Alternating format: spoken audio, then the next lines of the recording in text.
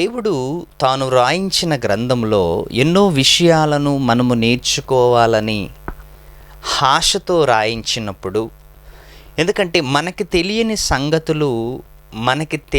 సంగతులను బైబిల్లో దేవుడు రాయించి వాటిని మనం అర్థం చేసుకోవటానికి మనకి జ్ఞానమిచ్చి, గ్రంథమిచ్చి, సమయమిచ్చి, బుద్ధినిచ్చి, జ్ఞానమిచ్చి అన్నిటినీ మనకు దయచేసిన దేవుని దగ్గర, లేకపోతే దేవుడిచ్చిన గ్రంథాన్ని చదువుటానికి మనం చాలా ఆసక్తిని కూడా చూపాలి ప్రియులారా. ఎందుకంటే యేసుక్రీస్తు వారు భూమి మీద బ్రతికున్న కాలంలో ఎన్నో విషయాలను మాట్లాడాడు. మనము నేర్చుకుంటున్నాం, ఆయన గురించి చదువుతున్నాం. ఎందుకంటే భూమి మీద బ్రతికున్నాము అంటే ఆయన వలన, ఆయన పెట్టిన భిక్షతో ఈరోజు మనం బ్రతుకుతున్నాం. ఎందుకంటే ఆయన ప్రాణం పెట్టాడు, మనకి జీవితాన్ని దయచేశాడు.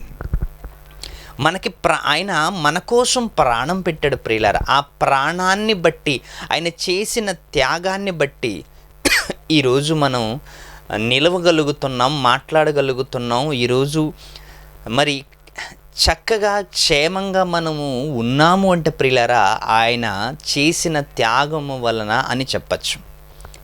ఈరోజు చక్కగా సంఘములోకి వెళ్ళి ఆరాధించగలుగుతున్నామంటే, సంఘములోకి వెళ్ళి స్తుతించగలుగుతున్నామంటే, ఒక స్వేచ్ఛను దేవుడు మనకు దయచేశాడు అంటే ప్రియులారా ఆయన చేసిన త్యాగము. ఇంకపోతే భూమి మీద యేసుక్రీస్తులోకి రాకముందు, మనము యేసుక్రీస్తుని నమ్మకముందు, యేసుక్రీస్తులో లేనప్పుడు సమాజంలో మనం బ్రతికున్నప్పుడు మనము ఎలాంటి వాళ్ళంటే ప్రియులారా, మనము ఎలాంటి వారంటే యేసుక్రీస్తు తన బ్రతికున్న కాలములో తన ప్రసంగాలలో ఒక మంచి మాటని మనకి రాయించాడు. ఒక్కసారి ఆ మాటని మనం చదువుకుందాం. యోహాను రాసిన సువార్త 5వ అధ్యాయము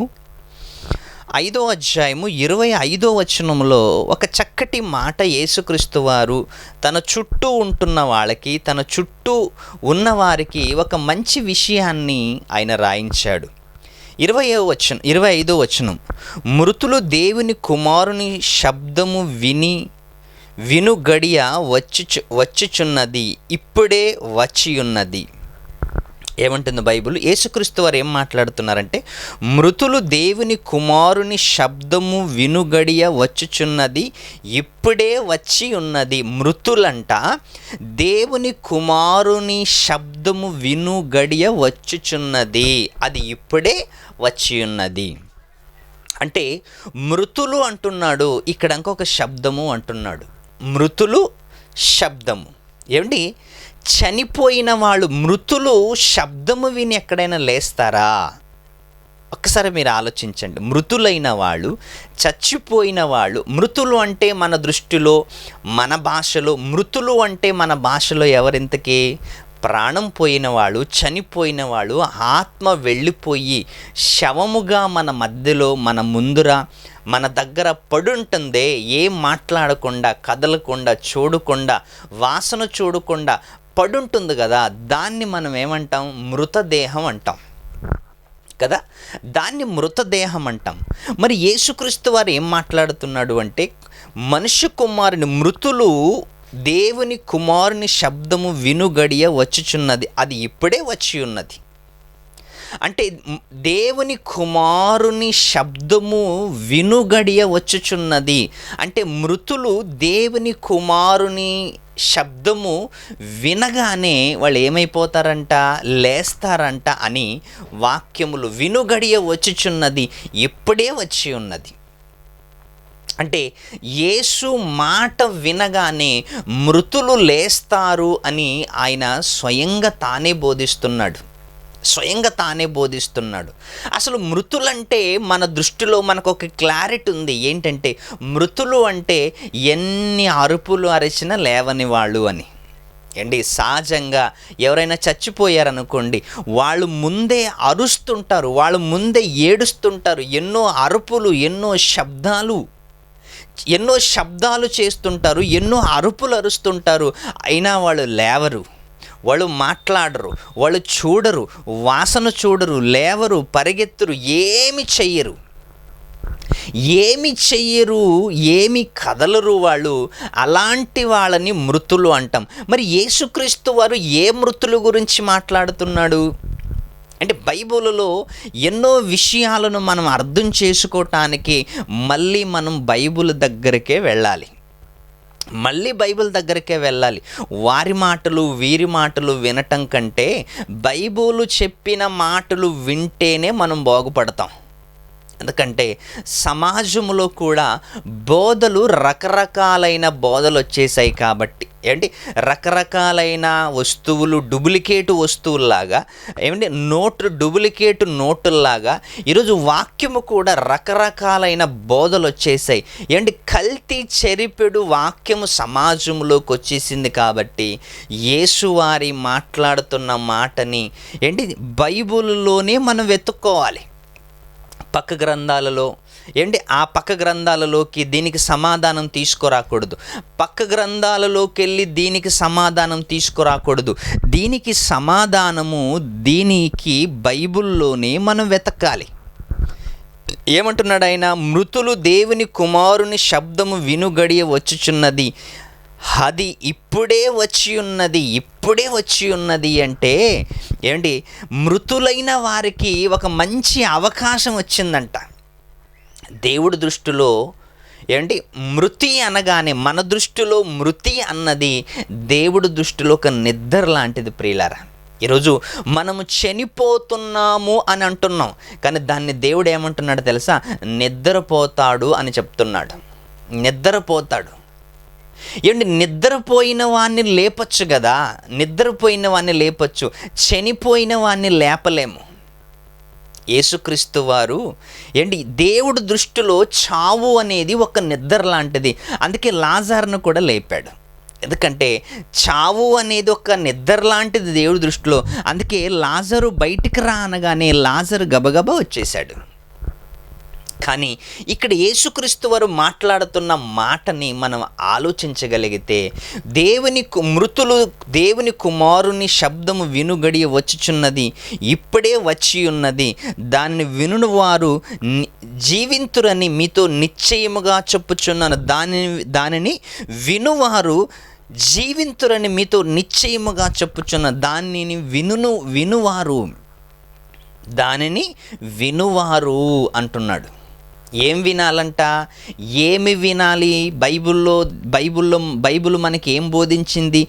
ఏమి వినాలి అంటే, వినుట వలన విశ్వాసం అనేది కలుగుతుంది. విశ్వాసము కలుగుటం వలన మనకి దేవుని దగ్గరకు వచ్చే అవకాశాలుంటాయి. అసలు ఇంతకుముందు మృతులు అంటే ఎవరు అని మనం ఒక్కసారి బైబిల్ని అడుగుదాం. యేసుక్రీస్తు వారు ఏమంటున్నారు? మృతులు అంటున్నాడు. ఆ మృతులు దేవుని కుమారుని శబ్దము వినుగడియ వచ్చుచున్నది, ఇప్పుడే వచ్చి ఉన్నది. ఒకవేళ శబ్దం వింటే ఆ మృతులు ఏం చేస్తారు? లేస్తారు, ఖచ్చితంగా లేస్తారు. ఇంతకీ మృతులు ఎవరో ఒక్కసారి మనం ఆలోచిద్దాం. మృతులు అంటే ఎవరు? ఒక్కసారి ఎఫెసు రాసిన పత్రికలో ఒక్కసారి మనం ఆలోచిద్దాం. మృతులు అనగానే మనకి భూమి మీద మనం ఆలోచించుకున్నట్లు కాకుండా బైబిల్ దాన్ని ఏమంటుందో ఒక్కసారి మనం చదువు. ఎఫెసీయులకు రాసిన పత్రిక 2వ అధ్యాయము 1వ వచనాన్ని ఒక్కసారి చదువుకుందాం. ఎఫెసీయులకు రాసిన పత్రిక 2వ అధ్యాయము 1వ వచనం ఏమని అక్కడ వ్రాయబడిందంటే, మీ అపరాధముల చేతను పాపముల చేతను మీరు చచ్చిన వారయ్యుండగా, మీ అపరాధముల చేతను పాపముల చేతను చచ్చిన వారయ్యుండగా అంటే మనము మృతులు ఎలాగయ్యాము అంటే, అపరాధములు చేతను పాపములు చేతను మనం మృతులయ్యామంట, చచ్చిన వారయ్యి ఉన్నామంట, చచ్చిన వారులా ఉన్నామంట, చచ్చిన వారయ్యాము అంటున్నాడు. చచ్చిపోయారా? చచ్చిన వారిలా ఉన్నాడు అంటున్నాడు. ఏమంటున్నాడు కనుక? మీ అపరాధముల చేతను పాపముల చేతను మీరు చచ్చిన వారయ్యుండగా మీరు అపరాధముల చేతను పాపముల చేతను చచ్చిన వారై ఉండగా, అంటే మీరు మృతులై ఉన్నారు అంటున్నాడు. దేని చేత? పాపముల చేత, అపరాధముల చేత మనం ఎలా ఉన్నామంట? చచ్చిన వారై ఉన్నాం, మృతులై ఉన్నాం. అంటే ఈ మృతులు అపరాధముల చేతను పాపముల చేతను చచ్చిన వారై ఉన్న మనుషులందరూ, ఒకడును నీతిమంతుడు ఒక్కడును లేడు, అందరూ దేవుడు అండ్ అందరూ కూడా దేవుడు అనుగ్రహించు మహిమను పొందలేకపోతున్నారు. అందరూ పాపము చేసి, ఏమండి, అందరూ పాపము చేసి దేవుడు అనుగ్రహించే మహిమను పొందలేకపోతున్నారు. నీతిమంతుడు ఒక్కడు కూడా లేడంట. మరి నీతిమంతుడు ఒక్కడు కూడా లేనప్పుడు అందరూ ఏమైపోయారు? అపరాధులయ్యారు, తర్వాత పాపులయ్యారు, అపరాధములయ్యారు. దీని చేత మనుషులందరూ ఎలాగైపోయారంటే చచ్చిన వారై ఉన్నారంట. చచ్చిన వారంటే మృతులు. మరి ఈ మృతులు అంటే బ్రతికున్న వీళ్ళు మృతులే అని మనకు బైబిల్ బోధిస్తుంది. ఒకసారి ప్రకటన గ్రంథాన్ని చదువుకుందాం. ప్రకటన గ్రంథము 3వ అధ్యాయము ఒక మంచి మాటని మనం ఇక్కడ చదువుకుందాం. 7 నక్షత్రములను దేవుని 7 ఆత్మలు గల వాడు చెప్పు సంగతులు ఏవనగా, నీ క్రియలను నేను ఎరుగుదును. ఏమనగా, జీవించుచున్నావన్న పేరు మాత్రమే ఉంది కానీ నీవు మృతుడవే. జీవించుచున్నావన్న పేరు మాత్రమే ఉంది కానీ నీవు మృతుడవే. అక్కడ ఏమనుంది? అపరాధముల చేతను పాపముల చేతను చచ్చిన వారై ఉండగా, ఈ చచ్చిన వారిని మళ్ళీ ప్రకటన గ్రంథంలో ఏమంటున్నాడంటే, మీరు జీవించుచున్నారన్న పేరు మాత్రమే ఉంది కానీ మీరు మృతులే. అంటే జీవించేవాళ్ళు చచ్చిపోయిన వాళ్ళతో సమానము. ఎవరి దృష్టిలో? దేవుడి దృష్టిలో. అంటే మన దృష్టిలో బ్రతికున్నారు వాళ్ళు. మన దృష్టిలో బ్రతికున్న దేవుడికి పనికిరానోళ్ళు మృతులే. అంటే మృతుడే. అందుకే మన దృష్టిలో బ్రతికున్నోళ్ళు దేవుడి దృష్టిలో మృతుల్లాగా ఉన్నారు. ఎందుకంటే దేవుడికి పనికిరారు కదా. దేవుడికి పనికిరారు, దేవుడి గురించి పాడరు, దేవుడి గురించి ఇవ్వరు, దేవుని పని చెయ్యరు, దేవుని సభలకు వెళ్ళరు, సువార్తకు వెళ్ళరు. ఎక్కడ వెళ్ళకుండా ఒకే దగ్గర ఉన్నవారిని మనం ఏమంటామంటే పనికి రానివాడు అంటాం. దాన్నే దేవుడు ఏమంటున్నాడు? వరే చచ్చిపోయినోడా అంటున్నాడు, మృతుడు అంటున్నాడు. ఏమంటే ఇంట్లో ఎందుకు పనికిరాని వస్తువు ఒక బొమ్మలా ఉందనుకోండి, దాన్ని ఏమంటాం? ఎందుకు పనికిరాని బొమ్మ అంటాం, మృతదేహం అంటాం దాన్ని. మరి ఈరోజు యేసుక్రీస్తు వారు మనుషులందరూ మనుష్య కుమారుని శబ్దము విను గడియ వచ్చుచున్నది, అది ఇప్పుడే వచ్చి ఉన్నదంటే యేసు వార్తను విని అనేక మంది మారు మనసు పొంది మళ్ళీ సజీవముగా లేచే అవకాశాలున్నాయి. వినటం వలన విశ్వాసం కలుగుతుంది. యేసుక్రీస్తు వారిని గురించిన వార్త విని మళ్ళీ పునర్జీవితం నిత్య జీవము కలిగించే మాటలను వారు వినటం వలన మళ్ళీ బ్రతికొచ్చి మళ్ళీ వాటి పాత అలవాట్లన్నీ పోయి మళ్ళీ కొత్త జీవితాన్ని జీవించే అవకాశాలు ఉన్నాయి.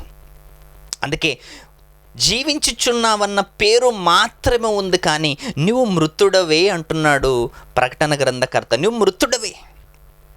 నువ్వు ఎందుకు పనికి రాకపోతే దేవుడి దృష్టిలో మృతుడవే. నీ పనుల్లో నువ్వు బాగా చేసుకుంటున్నావు, పొద్దున ఉద్యోగానికి వెళుతున్నావు, చక్కగా కుటుంబాన్ని బాగా చూసుకుంటున్నావు, కుటుంబానికి అవసరమైనవన్నీ చూస్తున్నావు, కుటుంబానికి ఏమేమి అవసరమో అన్నీ చూస్తున్న నీవు దేవుడికి ఏం అవసరమో అది చూడటం లేదు. మనిషిగా నీవు ఉన్నావు, కుటుంబ బాధ్యతలు ఎలాగైతే నిర్వహించుకుంటున్నావో, కుటుంబ బాధ్యతలను ఎలాగైతే నువ్వు ముందుకు సాగించుకుంటున్నావో, దేవుని బాధ్యతలను నువ్వు సాగించకపోతే, దేవుని బాధ్యతలను నువ్వు చేపట్టకపోతే దేవుడు మనల్ని ఏమంటున్నాడంటే నువ్వు మృతుడవే. జీవించుచున్నావన్న పేరు మాత్రమే ఉంది కానీ మృతుడవి. దేవుడిలో లేని వాళ్ళందరూ మృతులే అంటున్నాడు దేవుడు. ఎందుకంటే దేవుడు మనకు జీవాన్ని అనుగ్రహించటానికి వచ్చాడు, నిత్య జీవాన్ని ఇవ్వటానికి వచ్చాడు. ఎందుకంటే మృతులుగా ఉన్నాం కాబట్టి. మత్తయి రాసిన సువార్తలో ఒక మంచి మాట చదువుకుందాం. మత్తయి రాసిన సువార్త మత్తయి రాసిన సువార్త 8వ అధ్యాయం. మత్తయి రాసిన సువార్త 8వ అధ్యాయము. యేసుక్రీస్తు వారి దగ్గరికి ఒక ఆయన శిష్యుడు వచ్చి, శిష్యులలో మరి ఒకడు, ప్రభువా, నేను మొదట వెళ్ళి నా తండ్రిని పాతిపెట్టుటకు నాకు సెలవిమ్మని ఆయనను అడుగగా. యేసుక్రీస్తు దగ్గరికి ఒక శిష్యుడు వచ్చాడంట. శిష్యుడు వచ్చి ఏమని అడుగుతున్నాడంటే, ప్రభువా, నా తండ్రిని పాతిపెట్టుటకు నాకు ముందుగా సెలవిమ్మని ఆయన అడగగా, అప్పుడు యేసుక్రీస్తు వారు ఎంత చక్కటి సమాధానము ఆయనకి ఇస్తున్నాడు. ఒకసారి చదువుకుందాం. యేసు అతనిని చూచి, నన్ను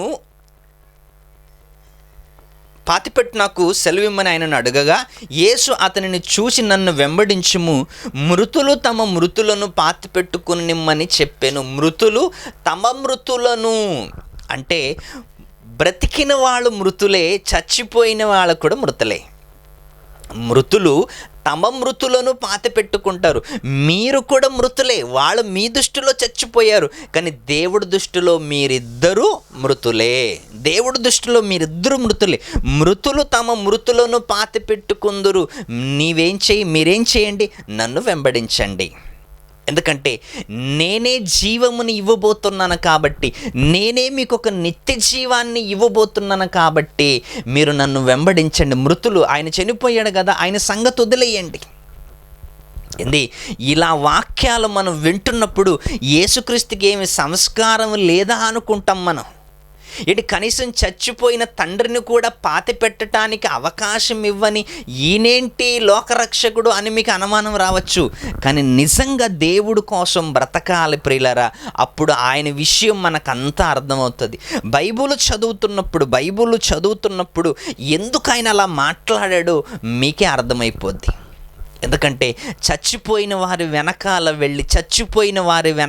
ఉండి వాళ్ళ గురించి ఏడవటం కానీ, వాళ్ళ గురించి ఆలోచించటం కానీ, వాళ్ళ గురించి టెన్షన్ తీసుకోవటం కానీ మనకు ఉపయోగం ఏమైనా ఉందా?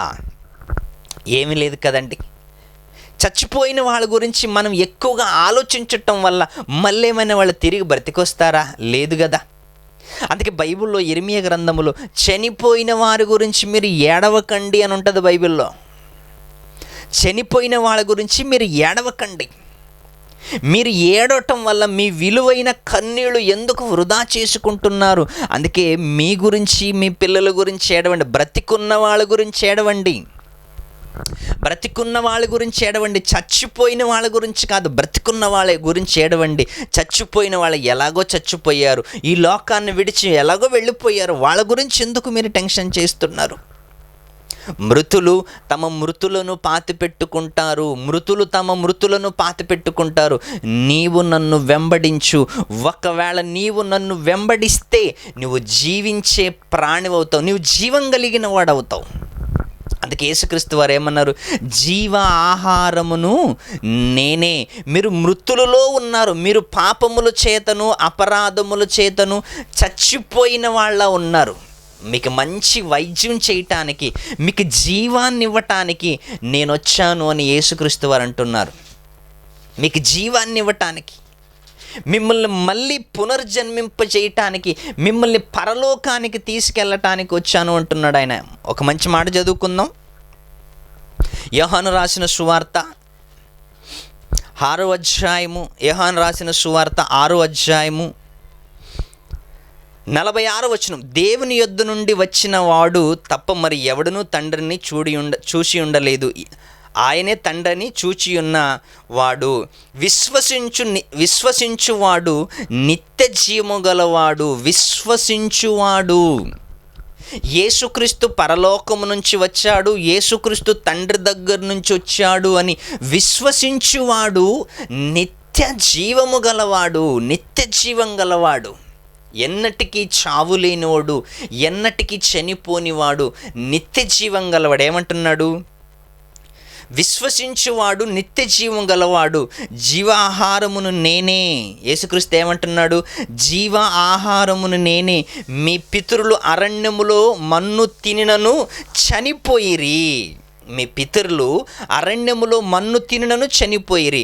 దీనిని తినువాడు చావకుండానట్లు పరలోకం నుండి పరలోకం నుండి దిగి వచ్చిన ఆహారము ఇదే. యేసుక్రీస్తు వారు ఎలాగ తనను తాను పోల్చుకుంటున్నాడంటే, పరలోకము నుండి దిగి వచ్చిన ఆహారమును నేనే, మృతులైన మీకు మంచి వైద్యం ఏంటి అంటే నేనే, మంచి వైద్యం నేనే. ఎందుకంటే నేను నిజమైన ఆహారమును, జీవ ఆహారమును నేనే. కాబట్టి మీరు మృతులైపోయారు, జీవించుచున్నారు కానీ పాపముల చేతను అపరాధముల చేతను. ఒక్కసారి మీరు ఆలోచించండి ప్రియులారా, ఇంకా భూమి మీద మన పాపములోనే ఉన్నామా? ఇంకా భూమి మీద పాపాల చేతే బ్రతుకుతున్నామా? ఇంకా భూమి మీద పాపాలు చేస్తూ బ్రతుకుతున్నామా? ఒక్కసారి మీరు ఆలోచించండి. వాటినన్నిటిని వదిలిపెట్టడానికి ప్రయత్నం చేయండి. ఎందుకంటే ఒకవేళ వాటిలోనే మనం బ్రతికితే, వాటిలోనే మనం బ్రతుకుతుంటే మనము దేవుడి దృష్టిలో ఎలా ఉంటాం తెలుసా? మృతులుగా ఉంటాం. దేవుడి దృష్టిలో చచ్చిపోయిన వాళ్ళ ఉంటాం. ఎందుకు పనికి రాని వాళ్ళ ఉంటాం. దేవుడికి పనికొచ్చే పనిముట్లుగా నువ్వు మారాలి అంటే దేవుని సన్నిధిలోకి మనము రావాలి. దేవుడి సన్నిధిలోకి రావాలి. దేవుని వాక్యాన్ని అనేక మందికి చెప్పటానికి నువ్వు ముందు శుద్ధుడవ్వాలి, పరిశుద్ధుడవ్వాలి. దేవుని మార్గాన్ని అనర్గళంగా నువ్వు బోధించటానికి ప్రయత్నం చేయాలి.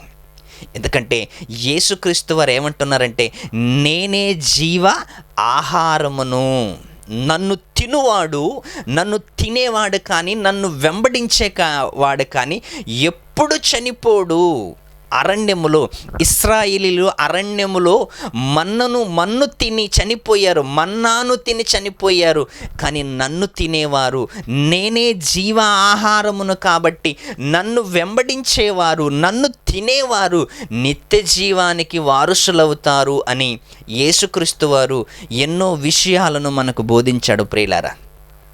ఎన్నో విషయాలను మనకు బోధించాడు. మరి అలాంటి విషయాలను నేర్చుకుంటున్న మనము చేసే అపరాధాలకి పాపాలకి ఫుల్ స్టాప్ పెట్టేయటానికి ప్రయత్నం చేయాలి. ఎందుకంటే పాపముతో చనిపోతే పరలోకం రాదు ప్రియులారా.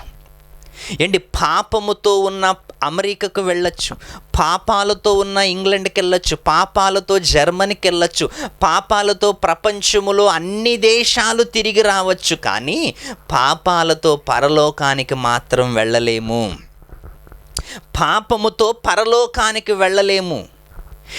రోగమున్న పరలోకానికి వెళతాము కానీ రోగాలతో ఉండి నీవు పవిత్రుడుగా ఉన్న పరలోకానికి వెళతావేమో కానీ పాపముతో ఉంటే పరలోకానికి వెళ్ళవు. మరి రోగముతో ఉంటే నువ్వు అమెరికాకి వెళ్ళలేవు, రోగముతో ఉంటే జర్మనీకి వెళ్ళలేవు, జపాన్కి వెళ్ళలేవు. ఇండియాలో రోగాలతో ఉంటే ఏ దేశానికి నువ్వు వెళ్ళలేవు రోగాలతో ఉంటే. కానీ రోగముతో ఉంటే పరలోకానికి వెళ్ళచ్చు, పాపముతో ఉంటే పరలోకానికి వెళ్ళలేం ప్రియులారా. అందుకే పాపాన్ని విడిచిపెట్టడానికి ప్రయత్నం చేయండి. ఎందుకంటే అది చాలా భయంకరమైనది. ఆ పాపాలతో మనం ఉంటే పరలోకాన్ని పోగొట్టుకుంటున్నాము అని యేసుక్రీస్తు వారు పదే మనకి ఎన్నో విషయాలను మాట్లాడాడు. అందుకే పాపానికి దూరంగా ఉంటూ పరిశుద్ధతకి దగ్గరగా ఉంటూ పరలోకానికి దగ్గరయ్యే అవకాశాలు వెతుక్కోండి. కానీ పాపాలు చేయటానికి అవకాశాలు వెతుక్కోకండి. ఎందుకంటే పాపానికి శిక్ష, పాపానికి జీతము మరణము. కాబట్టి మనం అపరాధములోను పాపములోను చచ్చిన వారై అలాగే ఉన్నామనుకోండి, యేసుక్రీస్తుని తెలుసుకోకుండా, తెలిసిన ఆయన గురించి బ్రతకకుండా, ఆయన కార్యక్రమాలు చేయకుండా, ఆయన గురించి సమాజానికి చెప్పకుండా మనము కేవలము మన ఉద్యోగం, మన పిల్లలు, మన భార్య, నా ఇల్లు, నా ఉద్యోగం అనుకుంటూ మనం ఇక్కడే సెట్ అయిపోయామనుకో, అలాగే ఉండిపోయామనుకో, దేవుడు అనుగ్రహించే మహిమను మనం పోగొట్టుకుంటాం. మరి ఆ మహిమను మనం పొందాలి అంటే ప్రియులారా, దేవుడు వ్రాయించిన ఆజ్ఞలను మనము చక్కగా పాటించటానికి ప్రయత్నం చేయాలి. అందుకే మనమందరూ కూడా మృతులుగా ఉన్న మనము ఒకవేళ మీరందరూ బాప్తీసం తీసుకొని ఉన్నట్లయితే, ఒకవేళ తీసుకోలేకపోతే దయతోని బాప్తీసం తీసుకోండి. దయచేసి బాప్తీసం తీసుకోండి. బాప్తీసం తీసుకున్న మనము సజీవు లెక్కల్లోకి వస్తాం. ఏమిటి? సజీవు లెక్కల్లోకి వస్తాం. మృతుల సంఖ్యలో లేకుండా సజీవు లెక్కల్లోకి వస్తాం. కాబట్టి చక్కగా మనమందరూ దేవుని కోసం బ్రతకాలని కోరుకుంటూ ఈ సమయాన్ని ముగిస్తూ సెలవు తీసుకుంటాను. అందరికీ వందనాలు. సెలవు.